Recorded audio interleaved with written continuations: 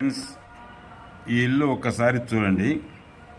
ఇది ఎంత అయ్యో తూర్పు ఖాళీ ఉండి ఈశాన్య వీధి పోటు ఉండి రెండిళ్ళు కలిపి కట్టిన వీళ్ళు బాగానే రాణించినారు. ఇక్కడ ఉత్తరం ఖాళీ స్థలం దండి ఉండి ఈ ఇంటికి ఇది ఈశాన్య వీధి పోటు అయ్యి ఈ ఇల్లు వల్ల వీళ్ళంతా బాగానే ఉన్నారు. ప్రియమైన వాస్తవాభిమానులారా, ఈ ఇల్లు చూడండి.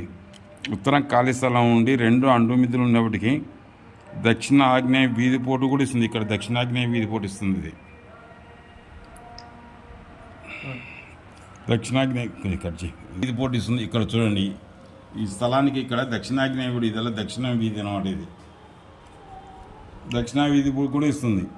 తూర్పు వీధి స్థలం. కానీ వీరు ముగ్గురు అన్నదమ్ములు, యజమాని ఆయన కుమారులు అందరూ క్షేమంగానే ఉన్నారు.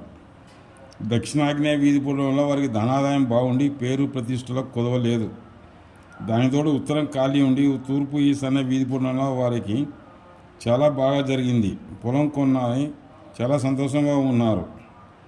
వారికి ఏ కొదవలేదు. అయితే మూడవ కుమారునికి ఇల్లు కట్టవాలని ఆ యజమాని ఉత్తరం ఖాళీ స్థలంలో ఉత్తరం అద్దు చేసి పక్కపటంలో ఉంటూ గృహం నిర్మించినారు. అప్పటి నుంచి వారికి కష్టాలు మొదలైనవి. ఇక్కడ ఈ ఇల్లు ఇక్కడ ఉత్తరం ఖాళీ ఉంది. అయితే ఇక్కడ ఉత్తరం అద్దు చేసి యజమాని మూడవ ఇల్లు కట్టినాడు. మూడు అంటే ఒక స్థలంలో ముగ్గురు పంచుకుని గృహాలు నిర్మిస్తే అందు యజమాని కానీ యజమానులు కానీ శీఘ్రంగా చనిపోతాయని ఒక శాస్త్రం చెప్తుంది. ఈ ఇంటికి ఆగ్నేయ వాయు నడకలు ఉన్నాయి. ఇక్కడికి వస్తే ఇట్లా వాయువం వచ్చినట్టు, ఇట్లా పోతే ఆగ్నేయం పోయినట్టు. ఇక ఫ్రెండ్స్, పక్క పట్టణంలో ఉన్న రెండింళ్ళు అంటుమిద్దెలు ఉన్నాయి అని చెప్పుకున్నాం. ఇక్కడ ఉత్తరం హద్దు చేసి ఉత్తరం ఖాళీ స్థలంలో మూడవ కుమారునికి ఇల్లు నిర్మించినారు. ఆ ఇంటికి ఆగ్నేయ నడక వచ్చింది.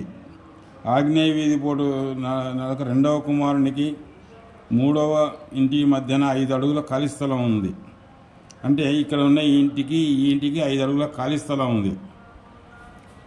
ఉంది. అప్పుడు మూడవ ఇంటికి దక్షిణం ఖాళీ స్థలం ఉంది.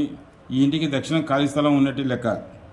దక్షిణం ఖాళీ స్థలం ఉండి ఉత్తరం అద్దు చేసి నిర్మాణం చేయడం వలన ఆ ఇంటి బయట నుంచి ఇంటిలోకి వెళ్ళినప్పుడు ఆగ్నేయం వాయువంలోకి వెళ్ళినట్టు, ఇంటిలో నుంచి వీధిలోకి వెళ్ళినప్పుడు ఆగ్నేయం గుండా నడకలు వచ్చినాయి. దాని ఫలితంగా కట్టిన 3 సంవత్సరం లోపలనే 4 స్వర్గస్థులైనారు.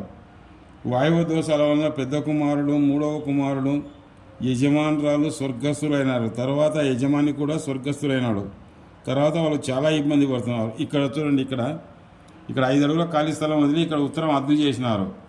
వాయువ ఆగ్నేయులు నడకలు వచ్చి కట్టిన 3 సంవత్సరాలకి 4 స్వర్గస్థులైనారు ఇంట్లో. తర్వాత అందరూ ఇబ్బంది పడుతున్నారు.